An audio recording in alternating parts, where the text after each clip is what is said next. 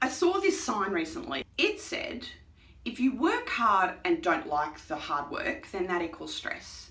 And if you work hard and you love that hard work, then that equals passion. Now that's simple enough, and I thought, yeah, I agree with that. But it got me thinking a little bit harder, because I'll often hear people say, and I will also say it myself, I've been working so hard at X, Y, and Z. But what I forget to do is identify how I'm feeling in that hard work.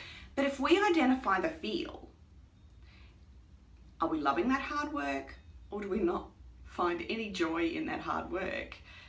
Then that will give us a hint of whether that hard work is stressful for us. So remember, not all hard work is stressful. It all depends on how you feel while you're in that hard work. So if you are working hard and you are loving it, then bring that on, because that is where the passion is, and the world needs your passion.